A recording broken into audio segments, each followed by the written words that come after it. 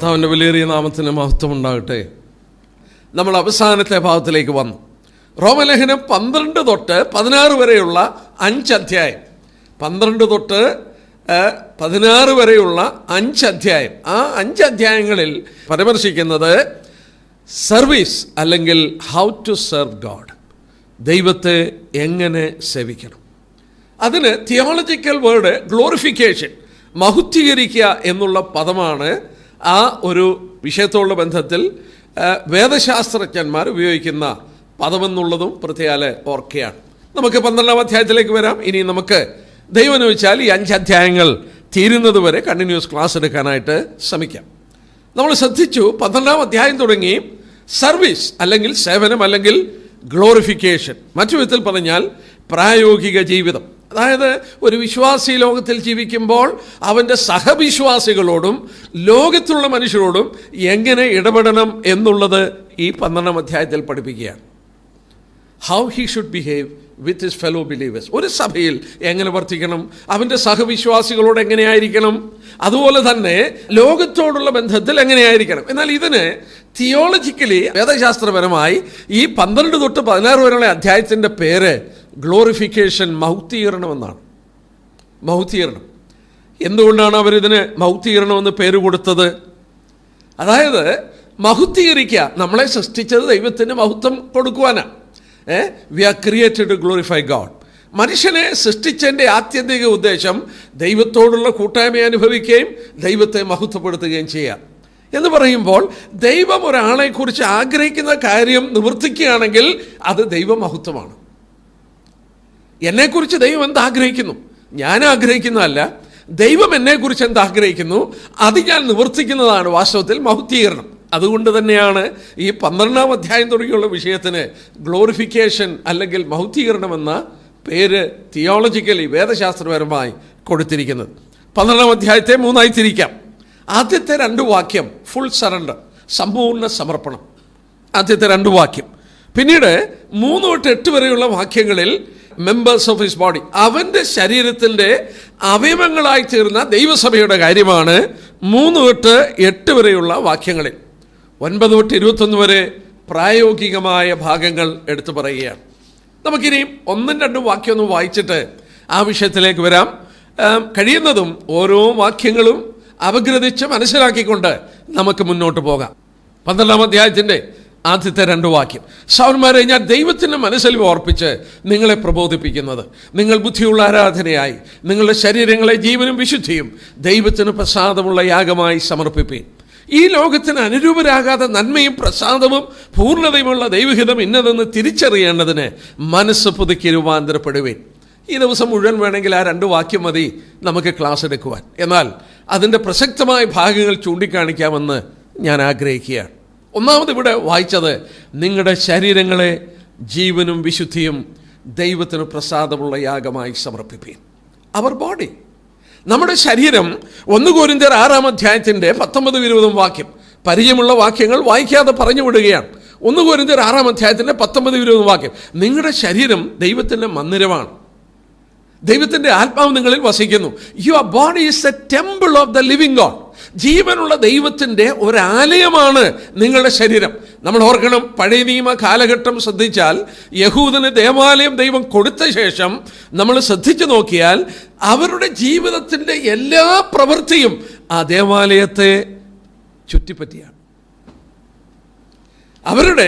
നമ്മൾ പഴയ നിയമ ഏടുകൾ ശ്രദ്ധിച്ചാൽ, ഇസ്രായേലിൻ്റെ ചരിത്രം പരിശോധിച്ചാൽ അവരുടെ ജീവിതത്തിൻ്റെ സെൻറ്റർ എന്ന് പറയുന്നത് ടെമ്പിൾ ഓഫ് ഗോഡാണ്, ദൈവത്തിൻ്റെ ആലയമാണ്.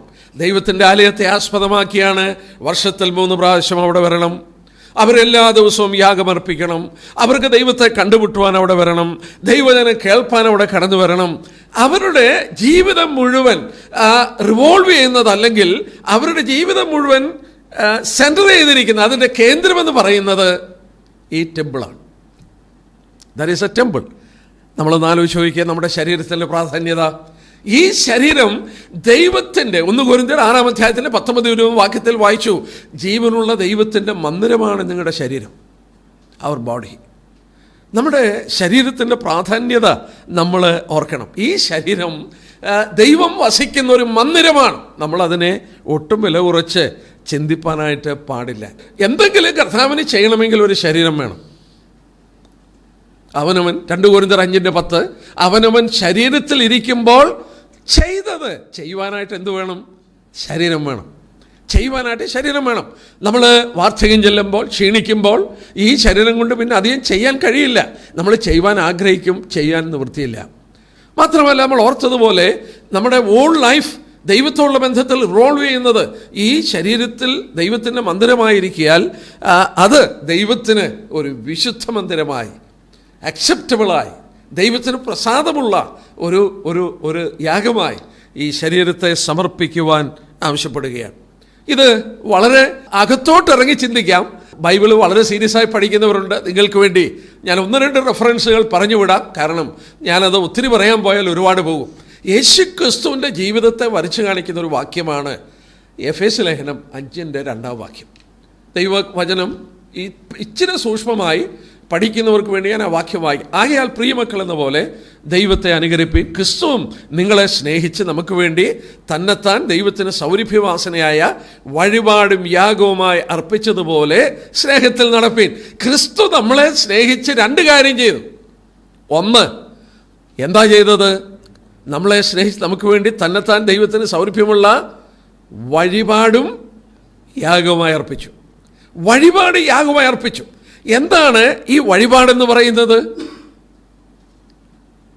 വഴിപാടെന്ന് ഉപയോഗിക്കുന്നത് അതിൻ്റെ ഒറിജിനൽ ഭാഷയിൽ പഠിച്ചു വന്നാൽ വഴിപാടെന്നുള്ളത് ഭോജനയാഗവും യാഗമെന്നുള്ളത് സമാധാനയാഗമെന്നാണ്.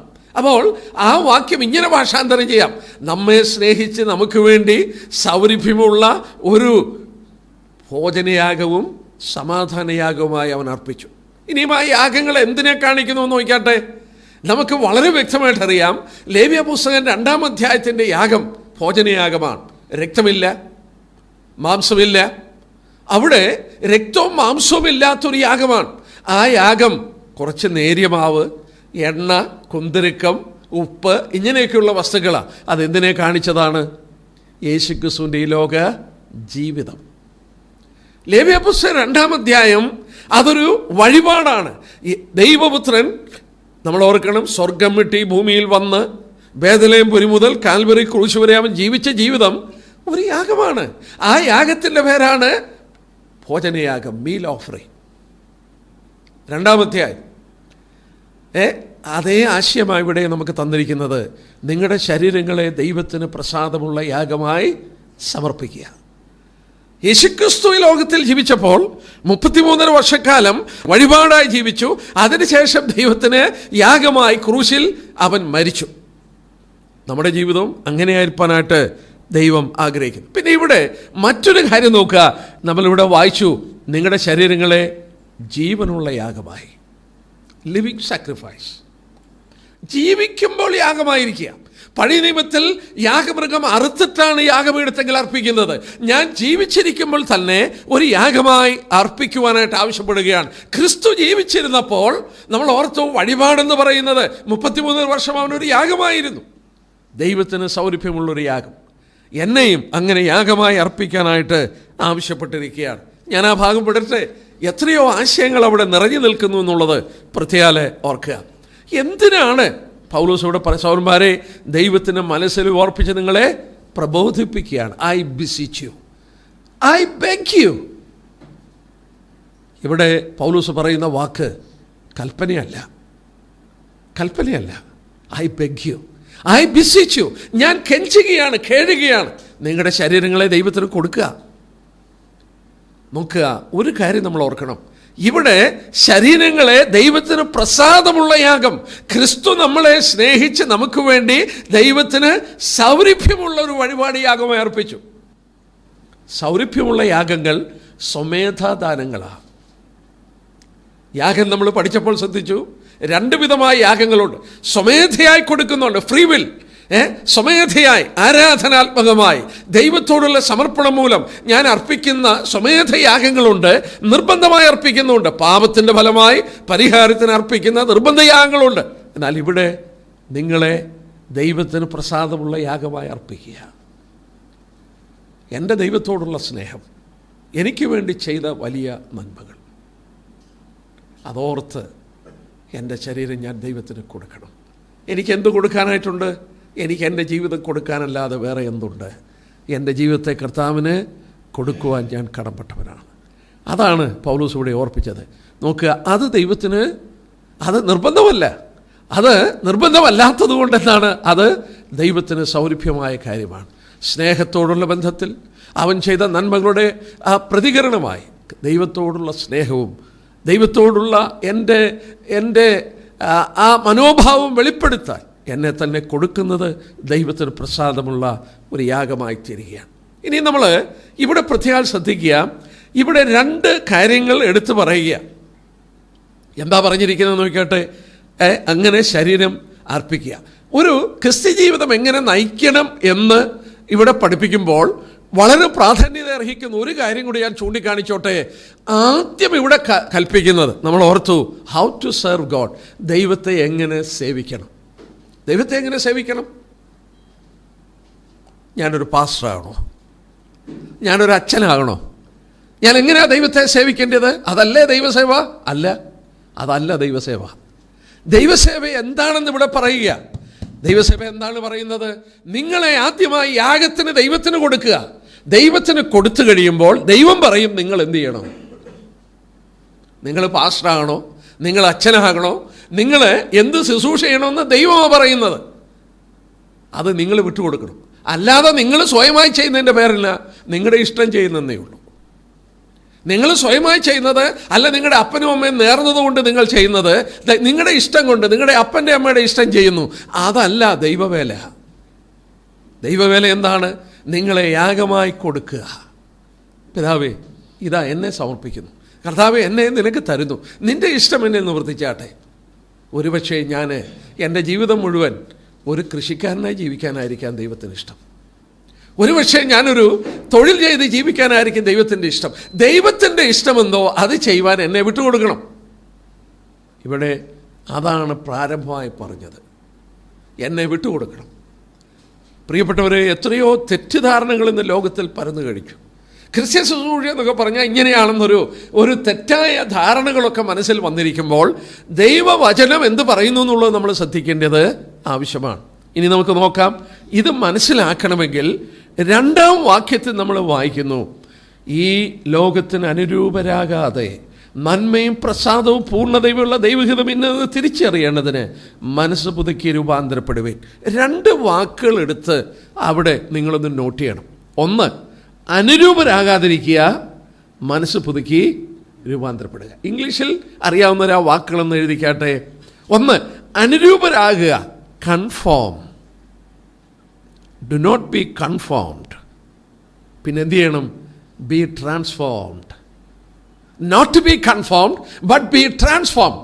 2നും നോക്കുക, അതിൻ്റെ പ്രിഫിക്സ് കൺഫോം, ട്രാൻസ്ഫോം. നോക്കുക, നിങ്ങൾ അനുരൂപരാകരുത്, നിങ്ങൾ രൂപാന്തരപ്പെടണം. ഇംഗ്ലീഷ് അത് കുറച്ചുകൂടെ ബ്യൂട്ടിഫുള്ളാണ്. Do not be conform to this world but be transformed in your mind. നിങ്ങളുടെ മനസ്സിൽ നിങ്ങൾ രൂപാന്തരപ്പെടണം. എന്തിനാ അത് പറയുന്നത്? ദൈവം ലോകത്തെ, നമ്മളൊരു ഏതാനും മിനിറ്റുകൾ ഞാനൊന്ന് എടുത്തോട്ടെ. ദൈവം ലോകത്തെ സൃഷ്ടിച്ചപ്പോൾ ഈ ലോകം ദൈവം മഹത്വം വെളിപ്പെടുത്തിയിരുന്നു.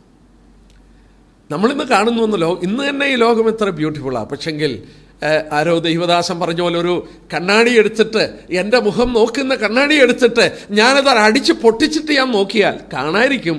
പക്ഷെ ഒരു വൈകൃതമായ മുഖം കാണുന്ന പോലെ ദൈവത്തിൻ്റെ മഹത്വം ഒരു വൈകൃതമായ രീതിയിലേ ഈ ലോകത്തിൽ കാണുന്നുള്ളൂ. പാപത്തിൻ്റെ ഫലമായി തകർന്ന ലോകമാണ്, ദുഃഖം നിറഞ്ഞ ലോകമാണ്. ഇതല്ല ദൈവം സൃഷ്ടിച്ച ഭൂമി. ദൈവം 7-ാം ദിവസം സ്വസ്ഥതയെടുത്തു. He has taken rest. ദൈവം സ്വസ്ഥതയെടുത്തു എന്ന് പറഞ്ഞാൽ അതിൻ്റെ അർത്ഥം എന്നാ? തൻ്റെ പ്രവൃത്തികളിൽ നിന്ന് നിർവൃതനായി തീരുകയാണ് എന്ന് പറഞ്ഞാൽ അവൻ തൃപ്തനായി, എല്ലാം സൃഷ്ടിച്ചു, അതിൻ്റെ മഹത്വം കണ്ട് സംതൃപ്തനായി, യാതൊരു പ്രശ്നവുമില്ല. എന്നാൽ പാപത്തിൻ്റെ ഫലമായി അത് തകർന്നുപോയി തരിപ്പണമായി. ദൈവമഹത്വം വെളിപ്പെടുത്തിയ ഈ ലോക സൃഷ്ടികളൊക്കെ ഇന്നും അത് വെളിപ്പെടുത്തുന്നു. എന്നാൽ നമ്മൾ ഓർക്കണം, ഇങ്ങനെ അല്ലായിരുന്നു. ഞാൻ പലപ്പോഴും പറയാറുണ്ട്, നമുക്ക് രുചി തന്നിട്ടുണ്ട്, ടേസ്റ്റ്. പക്ഷേ ആ ഒറിജിനൽ ടേസ്റ്റ് ഒന്നും നമുക്കിപ്പോഴും കിട്ടുന്നില്ല. കളർ, ഈ ലോകത്തിൽ ദൈവം സൃഷ്ടിച്ച എല്ലാ കളറും നമുക്ക് കാണാൻ കഴിയുന്നില്ല. നമ്മുടെ കണ്ണുകളൊക്കെ പാപത്തിൻ്റെ ഫലമായി പല കുഴപ്പങ്ങളുള്ളതായി മാറി. നമുക്ക് എൻജോയ് ചെയ്യാൻ സാധിക്കുന്നില്ല. നമുക്കതിൻ്റെ മഹത്വം, ദൈവം ഉദ്ദേശിച്ച മഹത്വം നമുക്ക് കാണാൻ കഴിയുന്നില്ല. ഈ ലോകം പാപത്തിൻ്റെ ഫലമായി വീണുപോയി.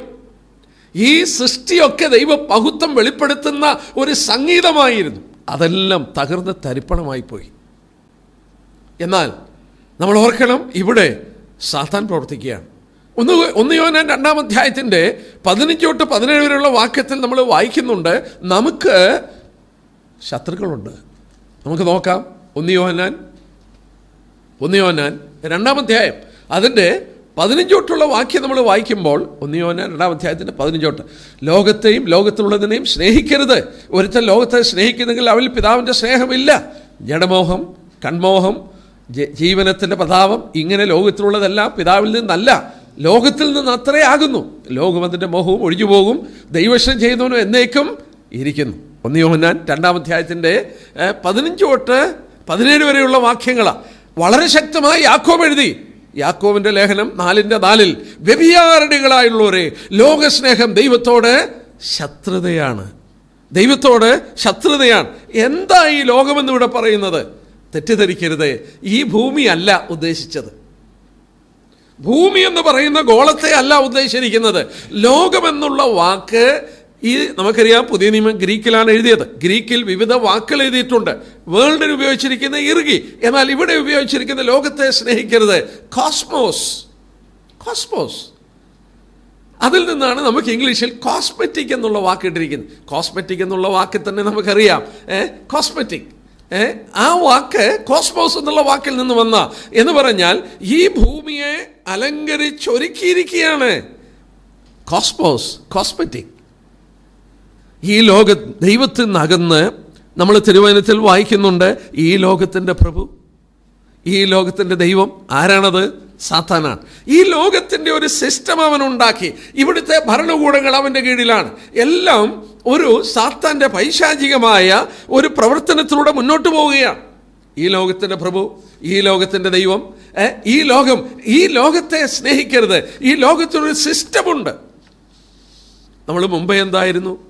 നമ്മൾ എഫേസ്യർ 2:2 വായിക്കുന്നുണ്ട്, നിങ്ങൾ അതിക്രമങ്ങളിലും പാപങ്ങളിലും മരിച്ച് ഈ ലോകത്തിൻ്റെ കാലഗതിക്ക് അനുസരിച്ച് നിങ്ങൾ പോയി. രക്ഷിക്കപ്പെടുന്നതിന് മുമ്പ് ഈ ലോകത്തിൻ്റെ മോഷൻ അനുസരിച്ച്, ഈ ലോകത്തിൻ്റെ ഗതി അനുസരിച്ച് നിങ്ങൾ ജീവിച്ചിരുന്നു. ദൈവം നമ്മളെ രക്ഷിക്കുകയായിരുന്നു. നമ്മൾ 1 യോഹന്നാൻ 5:19 ഇങ്ങനെ വായിക്കുന്നു, സർവ്വലോകവും ദുഷ്ടന്റെ അധീനതയിൽ കിടക്കുന്നു. The whole world is cradled in the lap of the evil one. ഒരു ഭാഷാന്തരമാണ്. The whole world is cradled in the lap of the evil one എന്ന് പറഞ്ഞാൽ ഒരു കുഞ്ഞ് അമ്മയുടെ മാർവോട് ചേർന്ന് കിടക്കുന്ന പോലെ ലോകം മുഴുവൻ ആരുടെ കിടക്കുക? ഈ ചൂടുപറ്റി സാത്താൻ്റെ മാർവിൽ കിടക്കുക.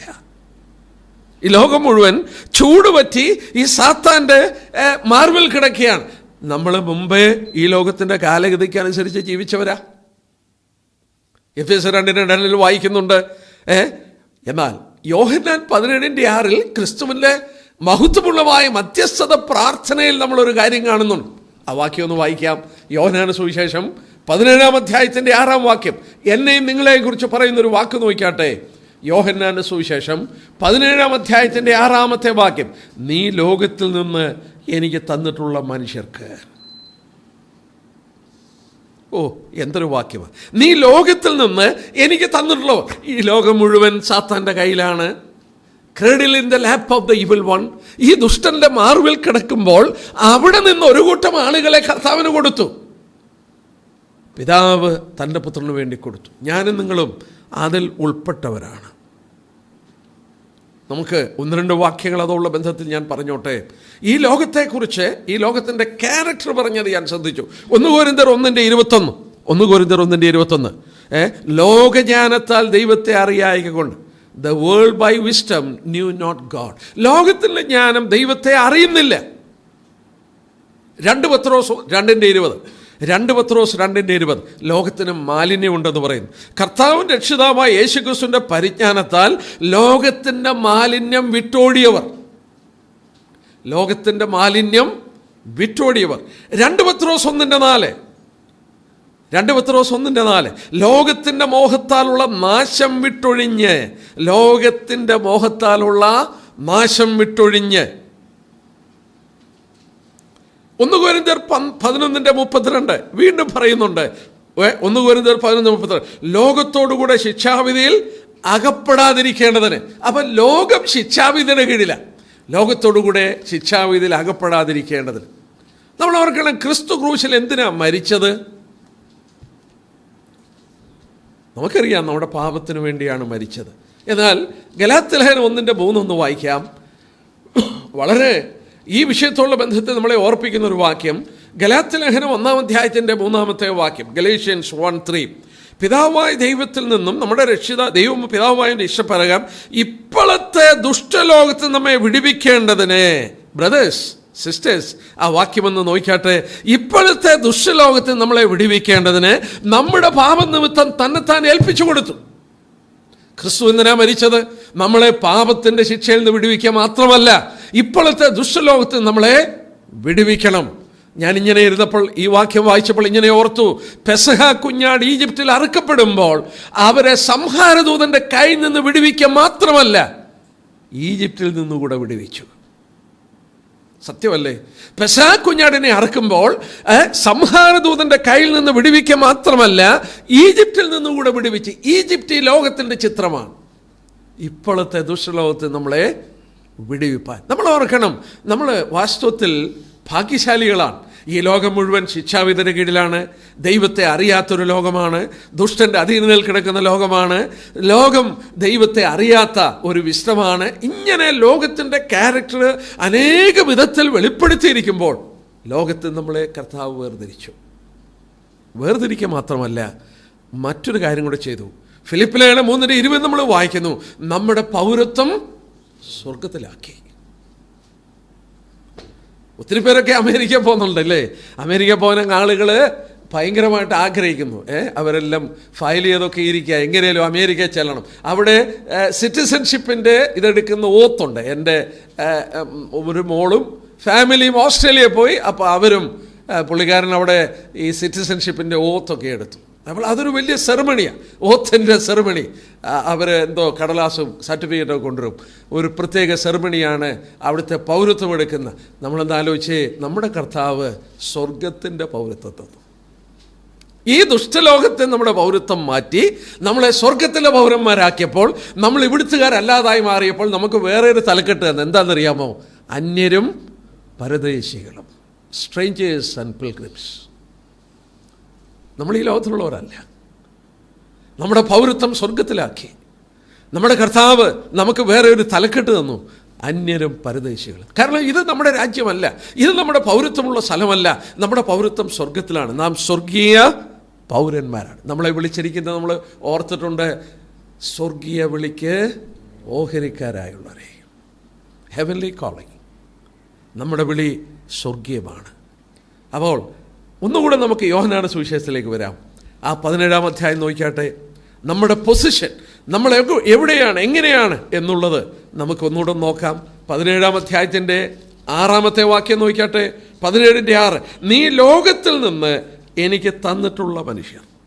അതിൻ്റെ 11-ാം വാക്യം നോക്കിയാട്ടെ. 11-ാം വാക്യം, നീ ഇനി ഞാൻ ലോകത്തിലിരിക്കുന്നില്ല, ഇവരോ ലോകത്തിൽ ഇരിക്കുന്നു. 15-ാമത്തെ വാക്യം നോക്കിയാട്ടെ. അവരോ ലോകത്തിൽ നിന്ന് എടുക്കണമെന്നല്ല, ദുഷ്ടന്റെ കയ്യിൽ അകപ്പെടാതെ അവരെ കാത്തുകൊള്ളണം. 14-ാമത്തെ വാക്യം, ഞാൻ അവർക്ക് നിന്റെ വചനം കൊടുത്തു, അവർ ലൗകികന്മാരല്ല. They are not of the world. They are not of the world. 16-ാം വാക്യത്തിലുമുണ്ട്, ഞാൻ ലൗകികനല്ലാത്ത പോലെ അവർ ലൗകികന്മാരല്ല. As I am not of the world, they are also not of the world. അവൻ സ്വർഗീയനാ, നമ്മളെ അതുപോലെ സ്വർഗീയന്മാരാക്കി. ഒന്നുകൂടെ പറയട്ടെ, നമ്മളെ ഇൻ ദ വേൾഡ്. 11, 12, 13 ഈ വാക്യങ്ങളിൽ വീണ്ടും കാണുന്നുണ്ട് അവർ ലോകത്തിലിരിക്കുകയാണ്. ഒരു വാക്യം ഇവിടെ 18-ാം വാക്യം നോക്കിയാട്ടെ. 18-ാം വാക്യത്തിൽ, നീ എന്നെ ലോകത്തിലേക്ക് അയച്ചതുപോലെ ഞാൻ അവരെ ലോകത്തിലേക്ക് അയച്ചിരിക്കുന്നു. നിങ്ങൾ വാക്യം നോട്ട് ചെയ്തു.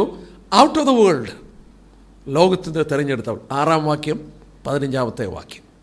ഒരു ബൈബിൾ ക്ലാസ്സിനുള്ള ടോപ്പിക്കാണ്. ഞാൻ 1-2 വാക്യങ്ങളിൽ 4 കാര്യങ്ങൾ ഈ അധ്യായത്തിൽ നിന്ന് പറയുക. ഔട്ട് ഓഫ് ദ വേൾഡ്, ലോകത്തിൽ നിന്ന് നീ എനിക്ക് തന്നവർ, 6-ാം വാക്യവും 15-ാം വാക്യം. നോട്ട് ഓഫ് ദ വേൾഡ്, അവർ ഈ ലൗകികന്മാരല്ല, 14-ാം വാക്യവും 16-ാമത്തെ വാക്യവും, 14, 16. ഇൻ ദ വേൾഡ്, അവർ ലോകത്തിൽ ഇരിക്കുന്നു, 11, 12, 13, 3 വാക്യങ്ങളുണ്ട്.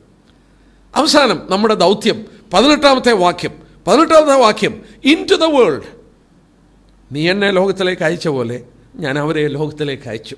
നമ്മുടെ പൗരത്വ സ്വർഗത്തിലാണ്, നമ്മൾ സ്വർഗീയ പൗരന്മാരാണ്, നമ്മളെ അംബാസഡർമാരാക്കി ഈ ലോകത്തിലേക്ക് അയച്ചു. പിതാവിനെ വെളിപ്പെടുത്തുവാൻ. പിതാവിനെ ആർക്കും അറിഞ്ഞുകൂടാ. യോഹന്നാൻ 1:18 എന്താ വായിക്കുന്നത്?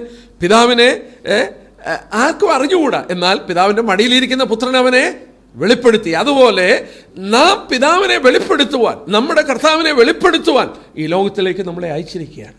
എത്ര വലിയ പദവിയാണ് നമുക്കുള്ളത്, എത്ര വലിയ പൊസിഷനാണ് നമുക്കുള്ളത്. നമ്മൾ ഈ ലോകത്തിൽ എങ്ങനെ ജീവിക്കണമെന്നുകൂടെ പറഞ്ഞ് ഞാൻ ആ ഭാഗം വിടാം കേട്ടോ. ഈ ലോകത്തിൻ്റെ കളങ്കപ്പറ്റാതെ നമ്മളെ സൂക്ഷിക്കണമെന്ന് മാത്രമല്ല, ഫിലിപ്പ് ലേഖനം 2-ാം അധ്യായം നോക്കിയാട്ടെ, വളരെ മനോഹരമായൊരു ഭാഗം. ഈ ലോകത്തിൽ നമ്മൾ എങ്ങനെയായിരിക്കണം? എന്തൊരു ചലഞ്ചാണ്. 2:14-15 വാക്യം. വക്രതയും കോട്ടമുള്ള തലമുറയുടെ നടുവിൽ നിങ്ങൾ അന്യരും പരമാർത്ഥികളും ദൈവത്തിൻ്റെ നിഷ്കളങ്ക മക്കളുമാകേണ്ടതിന് എല്ലാ പെറുപെറുപ്പും വാദവും കൂടാതെ ചെയ്യുവാൻ. അടുത്ത വാക്യം, അവരുടെ ഇടയിൽ നിങ്ങൾ ജീവന്റെ വചനം പ്രമാണിച്ചുകൊണ്ട് ലോകത്തിൽ ജ്യോതിസുകളെ പോലെ പ്രകാശിക്കുന്നു. You are shining as light in the world, holding for the word of life. ജീവന്റെ വചനം നിങ്ങളെ പിടിച്ചുകൊണ്ട് നിങ്ങൾ ശോഭിക്കുകയാണ്. നമ്മളതാണ് ലോകത്തിൽ ചെയ്യേണ്ടത്. അപ്പോൾ ഇനി നമുക്ക് റോമാലേഖനത്തിലേക്ക് വരാം. നമ്മൾ ഓർക്കണം, റോമാലേഖനം 12-ാം അധ്യായത്തിലേക്ക് നമുക്ക് വീണ്ടും കടന്നു. ഇത്രയും കാര്യങ്ങൾ മനസ്സിൽ വെച്ചിട്ടാണ് നമ്മൾ ആ ഒറ്റ വാക്യം എന്താണ്? Do not be conform to this world. നോക്കിയാട്ടെ, 12-ാം അധ്യായത്തിൻ്റെ 2-ാം വാക്യം, നിങ്ങൾ ഈ ലോകത്തിന് അനുരൂപരാകരുത്. ഈ ലോകവും നമ്മളും തമ്മിലുള്ള പൊസിഷൻ നമ്മൾ കണ്ടു. നമ്മളെ തിരഞ്ഞെടുത്തിരിക്കുകയാണ്, ലോകത്തിൽ നിന്ന് വേർതിരിച്ചിരിക്കുകയാണ്, നമ്മളെ സ്വർഗീയ പൗരന്മാരാക്കി, നമ്മളെ ലോകത്തിൽ ജ്യോതിസുകളാക്കി. നമ്മുടെ പൊസിഷൻ അതാണ് കർത്താവ് നമ്മളെക്കുറിച്ച് ആഗ്രഹിക്കുന്നത്. എന്നിട്ട് നമ്മളോട് പറഞ്ഞു, do not be conformed. Conform ചെയ്യുക എന്നുള്ള വാക്ക്, കൺഫോം, ആ വാക്കിൻ്റെ അർത്ഥം do not be stamped out in the mould of the world. ലോകത്തിൻ്റെ മോൾഡിൽ നിങ്ങൾ അമർന്നു പോകരുത്. നമുക്കറിയാം, ഒരു മോൾഡിനകത്ത് ഏതെങ്കിലും ലോഹമെടുത്ത് വെച്ച് ഞെക്കിക്കഴിഞ്ഞാൽ ആ ലോകത്തിൻ്റെ ആ മോൾഡിൻ്റെ എംബ്ലം ആ ലോഹത്തിൽ പതിയും. ഇവിടെ എഴുതിയിരിക്കുന്നതാണ് do not be conform. Literal meaning don't be stamped out in the mould of. അതിൻ്റെ അകത്ത്, ഈ മോൾഡിനകത്ത് നിങ്ങൾ പ്രസ്സായി പോകരുത്. ലോകത്തിൽ ജീവിക്കുമ്പോൾ നിങ്ങൾ വേറെ ഒരു ലോകമനുഷ്യനായി പോകരുത്. Don't be moulded in the mould of the world. ഈ ലോകത്തിൻ്റെ മോൾഡിൽ നിങ്ങൾ മോൾഡായി പോകരുത്. ഒരു വാക്യമുണ്ട്, ഞാൻ പറഞ്ഞു പോവുകയാണ്.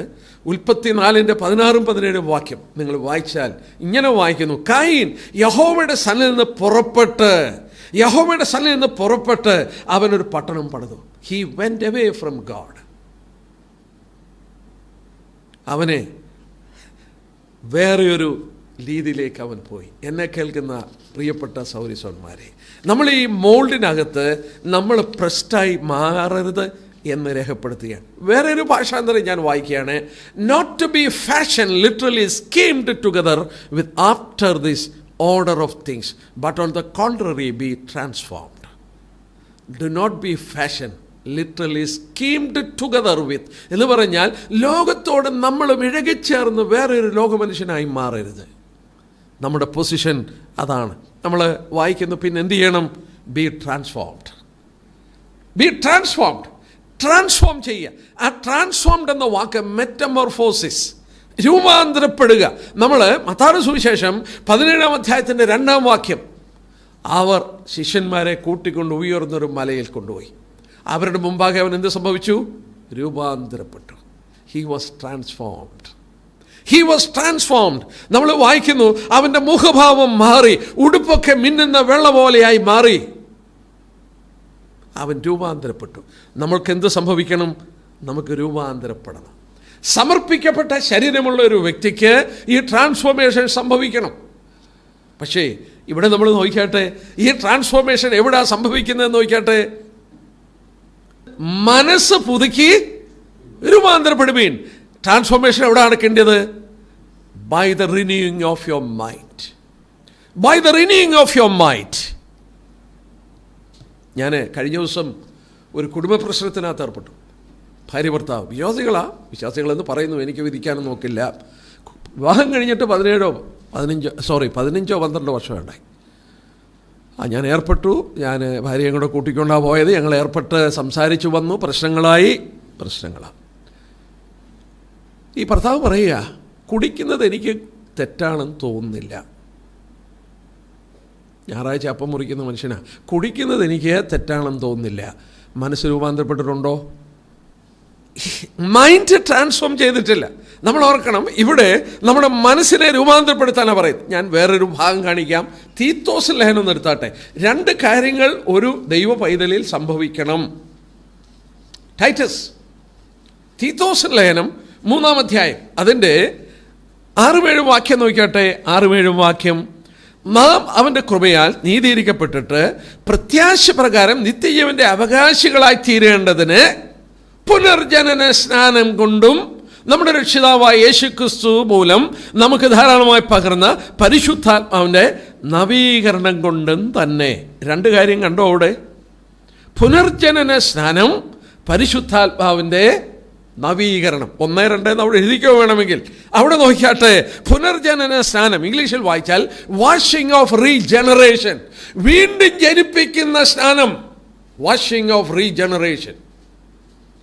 വെള്ളത്താലും ആത്മാവിനാലും ജനിച്ചില്ലെങ്കിൽ നീ സ്വർഗരാജ്യം കാണില്ല. ഇവിടെ എഴുതിയിരിക്കുന്നത് പുനർജനന സ്നാനം എന്നുള്ളത് വാഷിംഗ് ഓഫ് റീജനറേഷൻ.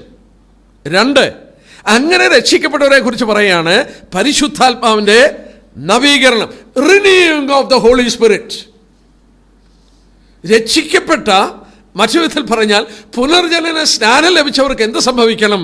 അവർക്ക് സംഭവിക്കേണ്ടത് renewing of the holy spirit.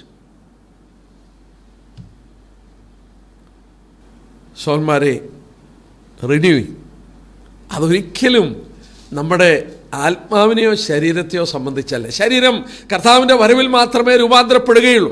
ആത്മാവ് 2 കൊരിന്ത്യർ 5:17 വായിക്കുന്നു, ഒരുവൻ ക്രിസ്തുവിൽ പുതിയ സൃഷ്ടിയാണ്, കണ്ടാൽ സകലരും പുതുതായി മാറി. നമുക്ക് നമ്മുടെ ഉള്ളിലെ ആത്മാവിനെ കുറിച്ചല്ല, ആത്മാവിനാൽ ജനിച്ചത് ആത്മാവാണ്. പിന്നെ ഏതാണ് റിന്യൂ ചെയ്യേണ്ടത്? മൈൻഡാണ്, മനസ്സ്. നമ്മൾ ഓർക്കണം, നമ്മുടെ വ്യക്തിത്വം എന്ന് പറയുന്നത് എന്തുവാ? It's your mind. It's your mind. Your personality is your mind. നിങ്ങളുടെ മനസ്സാണ് വാസ്തവത്തിൽ നിങ്ങളുടെ വ്യക്തിത്വം. നമ്മൾ ആത്മീയന്മാരായി മാറുന്നത് എങ്ങനെയാണ്? നാളുകൾ കഴിയും തോറും നമ്മൾ ആത്മീയന്മാരായി മാറുമ്പോൾ നമ്മുടെ ആത്മാവിൽ സംഭവിക്കുന്ന റിന്യൂയിങ് ആണ്. നമ്മുടെ ആത്മാവിൽ സംഭവിക്കുന്ന, നമ്മൾ ഓർക്കണം, നമ്മുടെ ചിന്താഗതികൾ, നമ്മുടെ ഇമാജിനേഷൻസ്, നമ്മുടെ ഫീലിങ്സ്, നമ്മുടെ ടേസ്റ്റ്, നമ്മുടെ പ്രയോറിറ്റീസ്, നമ്മുടെ അംബീഷൻസ്, ഇതൊക്കെയുണ്ട്. അതൊരു ലോകമനുഷ്യനെ പോലെ ആക്കി തീർക്കാം. എന്നാൽ പ്രത്യാശ കൊണ്ട് നിറയുമ്പോൾ, ദൈവത്തോട് അടുത്ത് ജീവിക്കുമ്പോൾ, കൂടുതൽ പ്രാർത്ഥിക്കുമ്പോൾ, അവൻ്റെ കൂടെ നടക്കുമ്പോൾ, അവൻ്റെ കൂടുതൽ പഠിക്കുമ്പോൾ, റിന്യൂ എന്നുള്ള വാക്കിൻ്റെ അർത്ഥം grow up new afresh like a foliage in a spring. ഒരു വസന്തകാലം വരുമ്പോൾ ഇലകളൊക്കെ പുതുതായി കിളിർത്തു വരുന്ന പോലെ മനസ്സിലൊരു പുതുമ, റിന്യൂ. യെസ്, നമ്മുടെ ഇമാജിനേഷൻസ്, നമ്മൾ ഓർക്കണം, നമ്മുടെ ചിന്താമണ്ഡലം എന്ന് പറഞ്ഞാൽ നമ്മളെ എങ്ങനെ വേണേലും ആക്കി തീർക്കാം. ചിന്താമണ്ഡലം, നമ്മൾ പത്രങ്ങളിലൊക്കെ ഓരോ കൊലപാതകങ്ങളും പ്രശ്നങ്ങളും ഒക്കെ കാണുന്നുണ്ടല്ലോ. അതെല്ലാം മൈൻഡ് സെറ്റിൽ വരുന്ന കാര്യങ്ങളാണ്.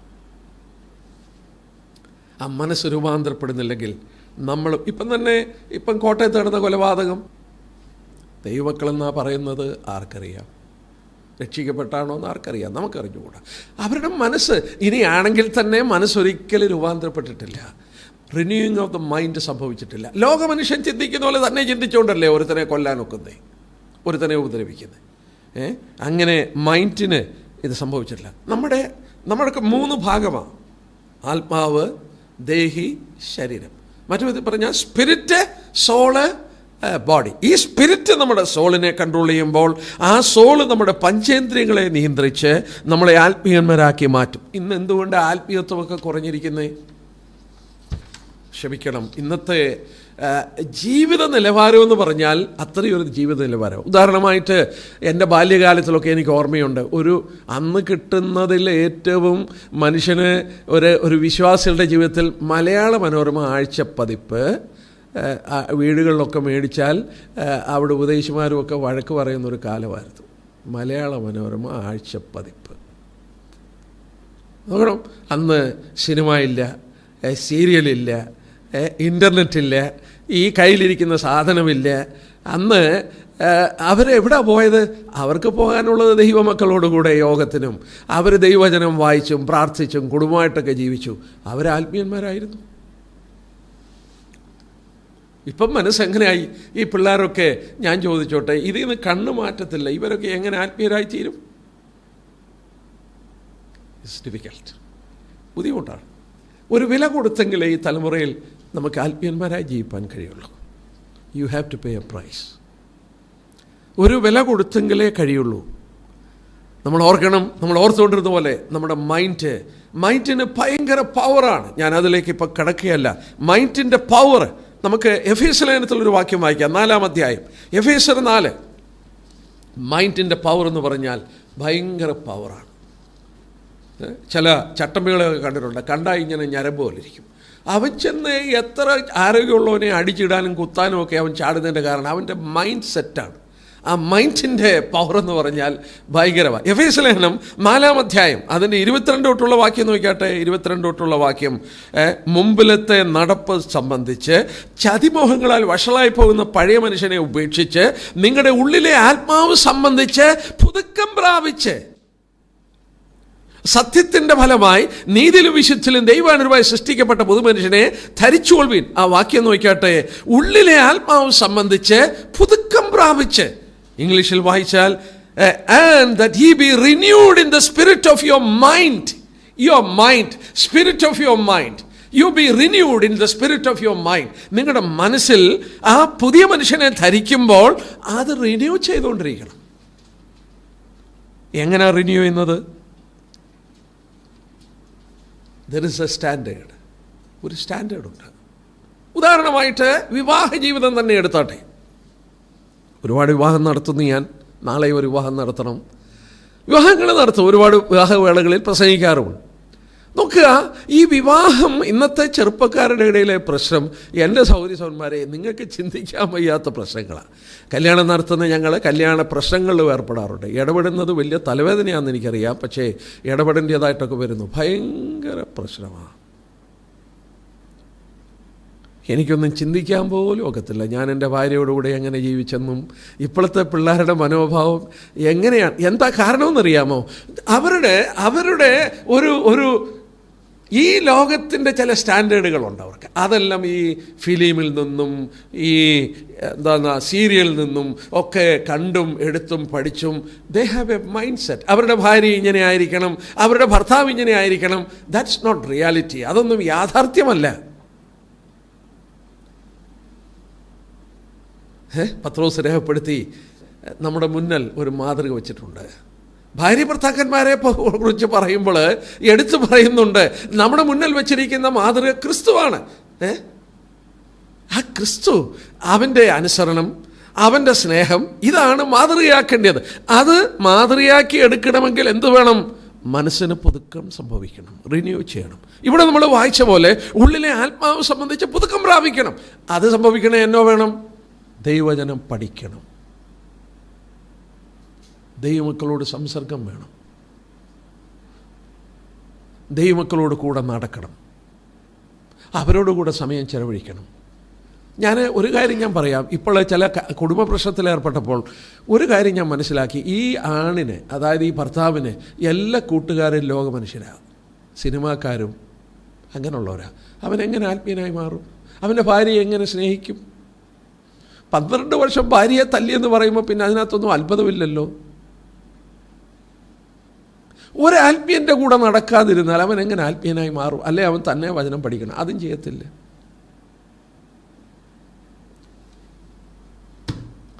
Renew your mind. ഇവിടെ നമ്മൾ വായിച്ചു, പഴയ മനുഷ്യനെ ഉപേക്ഷിച്ചിട്ട് ഉള്ളിലെ ആത്മാവ് സംബന്ധിച്ച് പുതുക്കം പ്രാപിച്ച് B renewed in the spirit of your mind. ആ മനസ്സിൽ രൂപാന്തരം സംഭവിക്കണം. പൗലോസ് പ്രാർത്ഥിക്കുന്നു. 3-ാം അധ്യായത്തിൻ്റെ 19-ാം വാക്യം നോക്കിയാട്ടെ.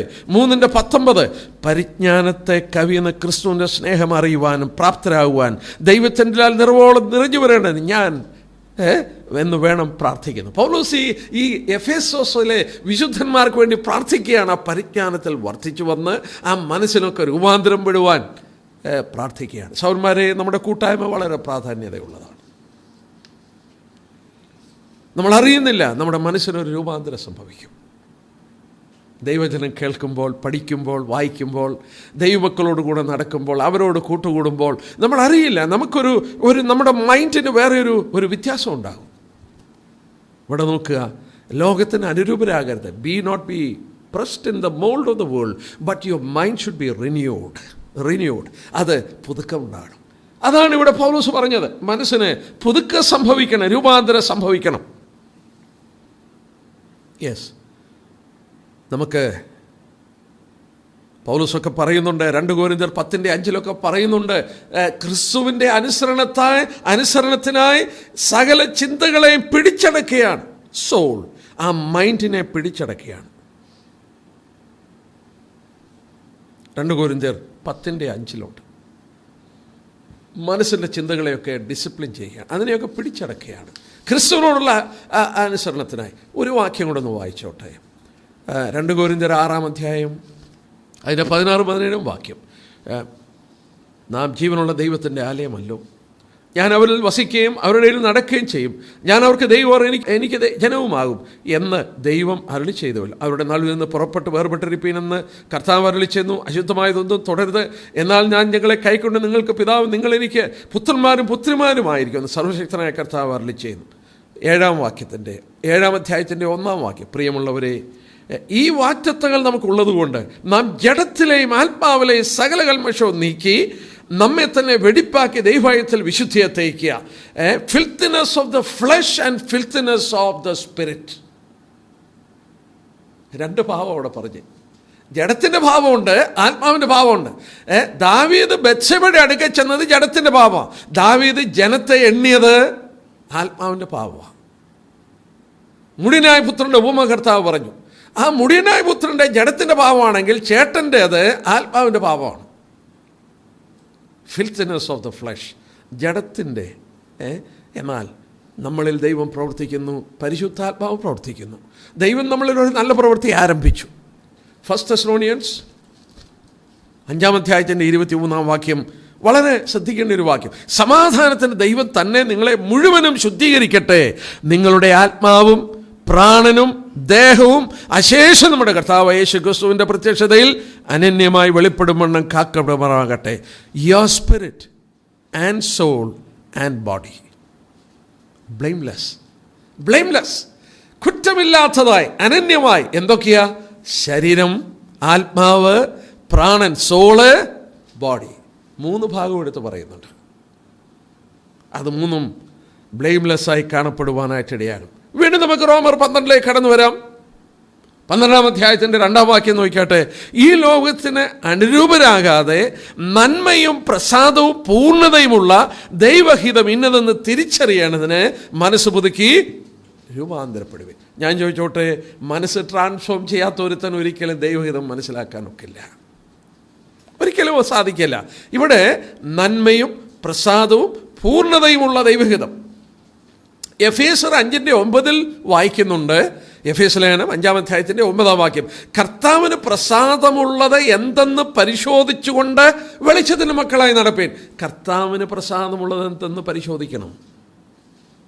ഇവിടെ ദൈവഹിതം എന്നുള്ളത് മേയർ എന്ന് പറയുന്ന ഭക്തൻ ഇങ്ങനെ എഴുതി, what is willed by God. What is willed by God. ദൈവഹിതം എന്ന് പറഞ്ഞാൽ ദൈവം എന്തിച്ഛിക്കുന്നു, ദൈവം എന്താണ് ഇച്ഛിക്കുന്നത്. What is willed by God. അത് സമർപ്പിക്കപ്പെട്ട ജീവിതമുള്ളവർ, രൂപാന്തരപ്പെട്ട മനസ്സുള്ളവർക്ക് മാത്രമേ അത് തിരിച്ചറിയുവാനായിട്ട് കഴിയുള്ളൂ. ആ തിരിച്ചറിയുന്നത് good, acceptable and perfect will of God. സ്വർഗത്തിൽ ചെല്ലുമ്പോൾ നാം അത് നിർവഹിച്ചിട്ടുണ്ടെങ്കിൽ നമുക്കൊന്നിനും ദുഃഖിക്കേണ്ടി വരില്ല. ഉദാഹരണമായിട്ട് നമ്മുടെ കുഞ്ഞുങ്ങൾക്ക് വിവാഹം ആലോചിക്കുന്നു. നമ്മുടെ ക്രൈറ്റീരിയ പണമായിരിക്കരുത്, നമ്മുടെ ക്രൈറ്റീരിയ സൗന്ദര്യമായിരിക്കരുത്. നമുക്കൊരു ക്രൈറ്റീരിയ ഉണ്ട്, ദൈവഹിതം. ദൈവഹിതം ദുഃഖിക്കേണ്ടി വരില്ല. ദൈവഹിതം അത് മനസ്സിലാക്കാനായിട്ട് മനസ്സിന് രൂപാന്തരം സംഭവിക്കണം. അങ്ങനെ രൂപാന്തരം സംഭവിച്ച പൗലോസിൻ്റെ മനസ്സ് ഞാനൊന്ന് കാണിച്ചോട്ടെ. ഞാൻ പലപ്പോഴും ചിന്തിച്ചിട്ടുള്ളൊരു ഭാഗമാണ്. 1 കൊരിന്ത്യർ 7-ാം അധ്യായം എടുത്താട്ടെ. നിങ്ങൾ ആ ഭാഗം ഒന്ന് വായിക്കുമ്പോൾ ഈ മനസ്സ്, ഈ പൗലോസിൻ്റെ മനസ്സും കർത്താവിൻ്റെ മനസ്സും തമ്മിൽ എന്തുമാത്രം യോജിച്ചിരിക്കുന്നു എന്ന് കാണാൻ കഴിയും.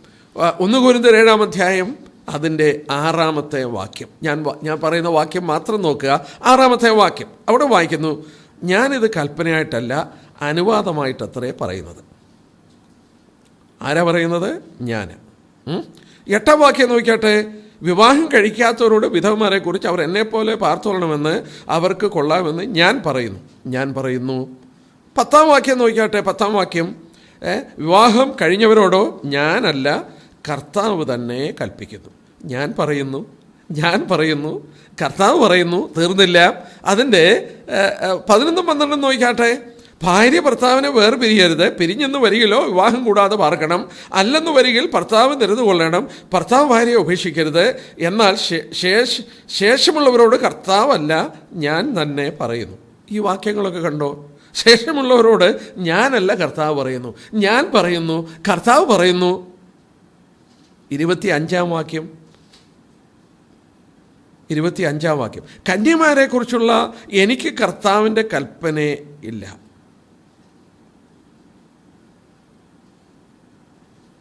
26-ാം വാക്യം, ഇപ്പോൾ കഷ്ടനിമിത്തം ഞാൻ പറയുന്നു, മനുഷ്യരങ്ങനെ തന്നെ ഇരിക്കണം എന്ന് അവന് നന്നെന്ന് എനിക്ക് തോന്നുന്നു. ആ ഭാഗങ്ങളൊന്ന് തനിച്ചിരുന്നൊന്ന് വായിച്ചു നോക്കി. പൗലോസിൻ്റെ മനസ്സ് ക്രിസ്തുവിൻ്റെ മനസ്സ് പോലെ ഏതാണ്ടായി. ഞാൻ പറയുന്നു, എൻ്റെ അഭിപ്രായം, ഞാനല്ല കർത്താവ് പറയുന്നു, കർത്താവിൻ്റെ അഭിപ്രായം. മനസ്സിൻ്റെ രൂപാന്തരം. His mind was so transformed. അത്രമാത്രം ആ മനസ്സിന് രൂപാന്തരം സംഭവിച്ച് അവൻ്റെ മനസ്സ് കർത്താവിൻ്റെ മനസ്സ് പോലെ ഏതാണ്ടായതുകൊണ്ടാണ് ഞാനല്ല കർത്താവ് പറയുന്നു, കർത്താവല്ല ഞാൻ പറയുന്നു, അങ്ങനെ പറയാൻ കഴിയുന്നൊരു മനസ്സ്. ഒന്ന് ആലോചിച്ച് നോക്കിയേ, എന്തൊരു പെർഫെക്റ്റ് വില്ലായിരിക്കും ആ കർത്താവിൻ്റെ പൂർണ്ണഹിതം പൗലോസൊക്കെ ചെയ്യുന്നത്. നമുക്ക് അവിടെ നിൽക്കാം. ഈ 2 വാക്യം മതിയായിരുന്നു ഇന്നത്തെ ചിന്തയ്ക്ക്. എന്നാൽ ഞാൻ ആഗ്രഹിച്ച പോലെ ഈ ഭാഗങ്ങളൊന്ന് തീർക്കണമെന്നുണ്ട്. ഇനി ശേഷിക്കുന്ന സമയം കൊണ്ട് തീർക്കാനൊക്കെ ഒന്നറിയില്ല. ഏതായാലും അല്പം കൂടെ നമുക്ക് ശ്രദ്ധിക്കാം. 3-ാം വാക്യം ഒന്ന് എടുത്താട്ടെ. ഇതുപോലെ പ്രാധാന്യതയുണ്ട്. ഭാവിക്കേണ്ടതിന് മീതെ ഭാവിച്ചുയരാതെ ദൈവം അവനവന് വിശ്വാസത്തിൻ്റെ അളവ് പങ്കിട്ടതുപോലെ സുബോധമാകും വണ്ണം ഭാവിക്കണമെന്ന് ഞാൻ എനിക്ക് ലഭിച്ച കൃപയാൽ നിങ്ങളിൽ ഓരോരുത്തരോട് പറയും. ഇവിടെ വളരെ വ്യക്തമായൊരു കാര്യം പറയുന്നു.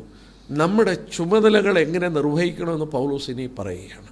ദൈവസഭയിൽ എങ്ങനെ ചുമതലകൾ നിർവഹിക്കണം, അതിൽ പ്രാധാന്യതയോടെ എടുത്തു പറഞ്ഞത് സുബോധത്തോടെ ചെയ്യണം. സുബോധത്തോടെ. അപ്പോൾ സുബോധക്കേടില്ലാതെയും ചെയ്യുമോ? ചെയ്യും. സുബോധക്കേടോടുകൂടെ ചെയ്യും.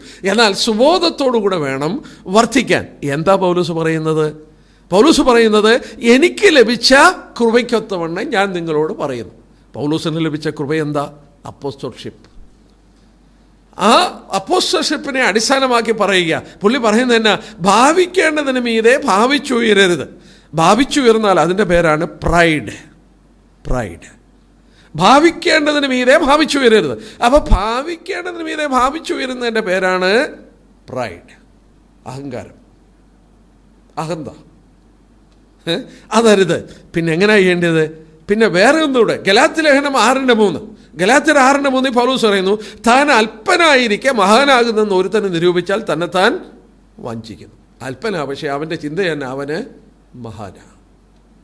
ദൈവസഭയിലെ ശുശ്രൂഷകൾ എങ്ങനെ നടത്തണമെന്ന് പൗലോസ് പറയാ, വഞ്ചിക്കപ്പെടാതിരിക്കണം നമ്മൾ.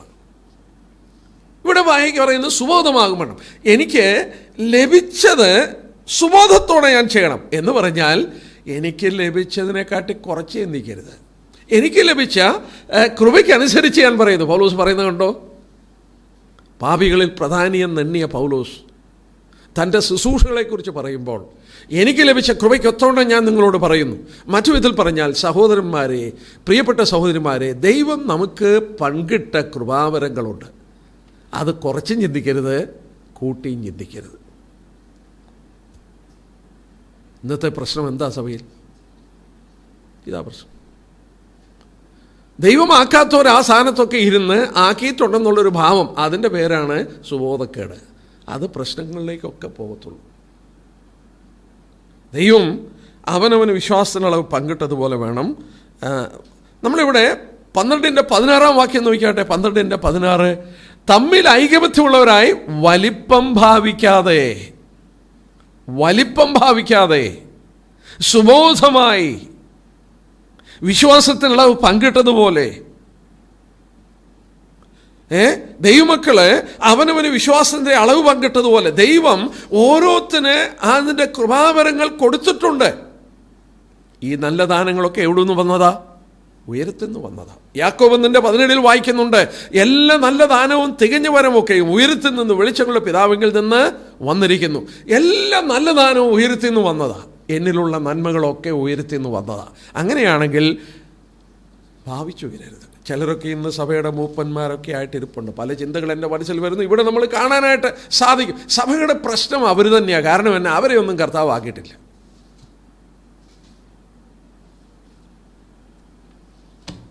അവരെ കർത്താവ് ആക്കിയിട്ടില്ല. എന്നാൽ അത് നമുക്ക് പിന്നീട് ചിന്തിക്കാം. ഇവിടെ രേഖപ്പെടുത്തി നമ്മൾ എങ്ങനെ വർത്തിക്കണം? വിശ്വാസത്തിൻ്റെ അളവ് പങ്കിട്ടതുപോലെ രേഖപ്പെടുത്തിയിരിക്കുന്നത് the measure of spiritual gift. നമുക്ക് ലഭിച്ച കൃപാവരങ്ങളുടെ അതിൻ്റെ അളവനുസരിച്ച് വേണം നമ്മൾ വർത്തിപ്പാൻ. ക്രിസ്തുവിനെ നമ്മൾ വായിക്കുമ്പോൾ അവൻ അളവ് കൂടാതെ ലഭിച്ചത്. യോഹന്നാന്റെ സുവിശേഷം 3-ാം അധ്യായത്തിൻ്റെ 34-ാം വാക്യത്തിലുണ്ട്, അളവ് കൂടാതെ അവൻ ആത്മാവിനെ കൊടുത്തത്. പക്ഷെ നമുക്ക് അളന്നാ തന്നേക്കുന്നത്. യോഹന്നാന്റെ സുവിശേഷം 3-ാം അധ്യായത്തിൻ്റെ 34-ാം വാക്യം നോക്കിയാട്ടെ. 3:30, ദൈവം അയച്ചവൻ ദൈവത്തിൻ്റെ വചനം അവൻ ആത്മാവിനെ അളവ് കൂടാതല്ലയോ കൊടുത്തത്. ക്രിസ്തുവിൽ അത് അളവ് കൂടാതെ അവന് കൊടുത്തത്. നമുക്ക് ഓരോരുത്തന് വിശ്വാസത്തിൻ്റെ അളവ് പങ്കിട്ടിട്ടുണ്ട്. നമുക്ക് പങ്കിട്ടിട്ടുണ്ട്. എഫേസ്യർ 4:7 നമുക്ക് നോക്കാം. എഫേസ്യർ 4:7 നമുക്ക് കൃപാവരങ്ങളെക്കുറിച്ച് പഠിപ്പിക്കുന്ന ഭാഗമാണ്. 4-ാം അധ്യായത്തിൻ്റെ 7-ാം വാക്യം. എന്നാൽ നമ്മിൽ ഓരോരുത്തന് ക്രിസ്തുവിൻ്റെ ദാനത്തിൻ്റെ അളവിനൊത്തവണ്ണം കൃപ ലഭിച്ചിരിക്കുന്നു. നമ്മിൽ ഓരോരുത്തന് ക്രിസ്തുവിൻ്റെ ദാനത്തിൻ്റെ അളവിനൊത്തവണ്ണം കൃപ ലഭിച്ചിരിക്കുന്നു. സഹോദരന്മാരെ, കർത്താവാണ് അത് അളന്നു കൊടുത്തത്. ഓരോരുത്തർക്കും അളന്നു കൊടുത്ത കർത്താവാണ്. ആ അളവിനൊത്തവണ്ണം വിശ്വാസത്തിൻ്റെ അളവ് പങ്കിട്ടതുപോലെ സുബോധമായി വർത്തിക്കണം. ദൈവസഭയിൽ ഞാൻ എങ്ങനെ വർത്തിക്കണം? ദൈവം നൽകിയ അളവിനൊത്തവണ്ണം ഞാൻ കൃപാവരങ്ങളിൽ ഒട്ടും കുറവുള്ളവനായി ചിന്തിക്കരുത്, കൂടുതലുള്ളവനായി ചിന്തിക്കരുത്. ഇവിടെ പൗലോസ് എന്തിനെക്കുറിച്ചാണ് പറയുന്നതെന്നറിയാമോ? 4-5 വാക്യം നോക്കിയാട്ടെ. 12-ാം അധ്യായത്തിൻ്റെ 4-5 വാക്യം. ഒരു ശരീരത്തിൽ നമുക്ക് പല അവയവങ്ങളുണ്ടല്ലോ, എല്ലാ അവയവങ്ങൾക്കും പ്രവൃത്തി ഒന്നല്ല താനും, അതുപോലെ പലതാൻ നാം ക്രിസ്തുവിൽ ഒരു ശരീരവും എല്ലാവരും തമ്മിൽ അവയവങ്ങളുമാണ്. ആ വാക്ക് നിങ്ങൾ നോട്ട് ചെയ്യണമേ. എല്ലാവരും തമ്മിൽ അവയവങ്ങളുമാണ്. എല്ലാവരും ക്രിസ്തുവിൻ്റെ അവയവം എന്നല്ല പറഞ്ഞ്, എല്ലാവരും തമ്മിൽ അവയവങ്ങളുമാണ്. നോക്കുക, ഇവിടെ doctrine of the body of Christ, ക്രിസ്തുവിൻ്റെ ശരീരത്തിൻ്റെ ഉപദേശമാണ് ഇവിടെ കൊണ്ടുവരുന്നത്. ഞാൻ ചോദിച്ചോട്ടെ, യൂണിറ്റി ഇൻ ഡൈവേഴ്സിറ്റി, വൈവിധ്യത്തിലുള്ള ഏകത്വം എന്ന് പറയുന്നത് ഒരു ശരീരത്തെക്കാട്ടിൽ ബെറ്റർ ഇലസ്ട്രേഷൻ ഇല്ല. യൂണിറ്റി ഇൻ ഡൈവേഴ്സിറ്റി, കയ്യും കാലും മൂക്കും കണ്ണും കാലും ചെവിയും എല്ലാം ഉണ്ട്. പക്ഷേ ഇതൊരു ശരീരമാണ്. യൂണിറ്റി ഇൻ ഡൈവേഴ്സിറ്റി, വൈവിധ്യത്തിലുള്ള ഏകത്വം, അതാണ് ദൈവസഭ. 1 കൊരിന്ത്യർ 12:13 വായിക്കുന്നു, ആത്മസ്നാനത്താൽ ക്രിസ്തുവിൻ്റെ മാർമിക ശരീരമാക്കി മാറ്റി. ഓരോ സ്ഥലസഭയും ക്രിസ്തുവിൻ്റെ ശരീരമാണ്. The body of Christ, universal church is the body of Christ. പക്ഷേ കൊരിന്ത്യ സഭയോട് പൗലോസ് പറയുന്നുണ്ട്, ഈ ആർ ബോഡി ഓഫ് ക്രൈസ്റ്റ്. ഈ ആർ കൊരിന്ത്യ പ്രാദേശിക സഭയെ നോക്കിക്കൊണ്ട് പറഞ്ഞു, നിങ്ങൾ ക്രിസ്തുവിൻ്റെ ശരീരമാണ്. അപ്പോൾ ഒരു പ്രാദേശിക സഭ, നിങ്ങളിവിടെ YMCA കൂടുന്നു, ഈ YMCA കൂടുന്ന ദൈവസഭ ക്രിസ്തുവിൻ്റെ ശരീരമാണ്. അവിടെ വർത്തിക്കുന്ന സഹോദരന്മാർ അവരെങ്ങനെയാണ് വർത്തിക്കേണ്ടത്? ഒരു ശരീരത്തിൻ്റെ അവയവങ്ങൾ പോലെ വർത്തിക്കണം. പലരായി നാം ഒരു ശരീരമാണ്, ഒരു ശരീരത്തിന് പല അവയവങ്ങളുണ്ട്. അവിടെ എംഫസിസ് ചെയ്തിരിക്കുന്ന യൂണിറ്റിയാണ്.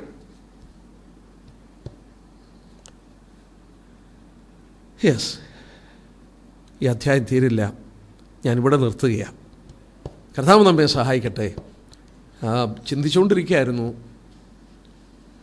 പ്രായോഗികമായി നമ്മളെങ്ങനെ ജീവിക്കണം. പ്രധാനമായി നമ്മൾ ഓർത്തു, നമ്മളെ തന്നെ കർത്താവിന് കൊടുക്കണം. ഈ ലോകത്തിന് കൺഫേം ആകരുത്, കാരണം ഈ ലോകത്ത് നമ്മളെ തിരഞ്ഞെടുത്തതാണ്. നമ്മൾ ട്രാൻസ്ഫോംഡ് ആകണം. പ്രാർത്ഥിക്കാം. സ്വർഗീയ പിതാവേ, ഞങ്ങളിന്ന് രാത്രിയിൽ നന്ദി പറയുന്നു. അങ്ങയുടെ വചനം പഠിക്കാൻ അല്ലാതെ ഞങ്ങളുടെ കരങ്ങളിൽ കൊണ്ടു കടന്നിട്ട് ഒരു കാര്യവുമില്ലെന്ന് ഞങ്ങൾ ഇന്ന് രാത്രിയിൽ ഓർക്കുകയാണ്.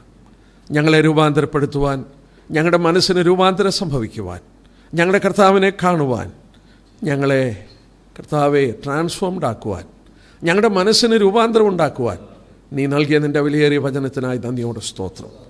ലോകമനുഷ്യരായിരുന്നു ഞങ്ങൾ, എന്നാൽ അവിടെ നിന്ന് ഞങ്ങളെ തിരഞ്ഞെടുത്ത് മാറ്റി ഞങ്ങളെ സ്വർഗീയ പൗരന്മാരാക്കി. ലോകത്തിൽ നിന്ന് നീ ഞങ്ങളെ തിരഞ്ഞെടുത്ത് വേർതിരിച്ച് ഞങ്ങളെ ലോകത്തിലേക്ക് നീ അയച്ചിരിക്കുകയാണ് അല്പകാലത്തേക്ക്. ഞങ്ങൾ ഓർത്തതുപോലെ ഇവിടെ ഞങ്ങൾ അന്യരും പരദേശികളുമാണ്. ഞങ്ങളുടെ പൗരത്വം സ്വർഗത്തിലാണ്. അവിടെ ഞങ്ങളുടെ കർത്താവ് വരും. അവിടെ ഞങ്ങൾക്കൊരു ഭവനം ഒരുക്കുന്നു. ഞങ്ങളുടെ പൗരത്വത്തോടാണ് ഞങ്ങൾ അങ്ങോട്ട് യാത്ര ചെയ്യുകയാണ്. ഞങ്ങൾ പ്രത്യാശയുള്ളവരും ഞങ്ങൾ വളരെ അനുഗ്രഹിക്കപ്പെട്ടവരുമാണെന്ന് ഇന്ന് രാത്രി ഞങ്ങൾ ഏറ്റുപറയുന്ന കർത്താവേ, ഞങ്ങളെ ഈ വിധത്തിലാക്കി തീർത്തത് കർത്താവാണ്. എന്നാൽ ഞങ്ങൾക്കൊരു വലിയ ചുമതലയുണ്ട്. ഈ ലോകത്തിൻ്റെ മൗൾഡിൽ ഞങ്ങൾ അമർന്നു പോകാതെ, ഒരു ലോകമനുഷ്യനാക്കി ഞങ്ങളെ ലോകം തീർക്കാതെ, ലോകത്തെയും ലോകത്തിലുള്ളതിനെയും സ്നേഹിക്കാതെ, ഞങ്ങൾ സ്വർഗത്തിലുള്ളത് ചിന്തിച്ച് ഉയരത്തിലുള്ളത് അന്വേഷിച്ച് ഞങ്ങളുടെ കർത്താവിൻ്റെ മഹത്വം ദർശിച്ച് ഞങ്ങൾ ഓർത്തതുപോലെ ഞങ്ങൾക്കൊരു രൂപാന്തരം സംഭവിച്ചുകൊണ്ട് ഓരോ ദിവസം കഴിയുവാൻ ഞങ്ങളെ സഹായിക്കും. ഞങ്ങളുടെ ശുശ്രൂഷ ഞങ്ങൾ ഓർത്ത പോലെ സുബോധത്തോടെ ചെയ്യുവാൻ ഞങ്ങളെ അനുവദിക്കണം. വിശ്വാസത്തിൻ്റെ അളവ് പങ്കിട്ട് തന്നപോലെ ഞങ്ങളതിൽ വിശ്വസ്തരായിരിക്കാൻ ഞങ്ങളെ സഹായിക്കണം. ഇന്ന് കൂട്ടിക്കൊണ്ടുവന്ന എല്ലാവർക്കായി സ്തോത്രം. കർത്താവെ, ഞങ്ങൾക്ക് ഏതാനും ദിവസങ്ങൾ കൊണ്ട് ഈ ക്ലാസ്സുകളൊന്ന് തീർക്കണം. കർത്താവ് അതിൽ ഞങ്ങളെ സഹായിക്കണം. അങ്ങേക്ക് മഹത്വമുണ്ടാകണം. ക്രിസ്തു യേശുവിൻ്റെ വിലയേറിയ നാമത്തിൽ തന്നെ. ആമേൻ, ആമേൻ.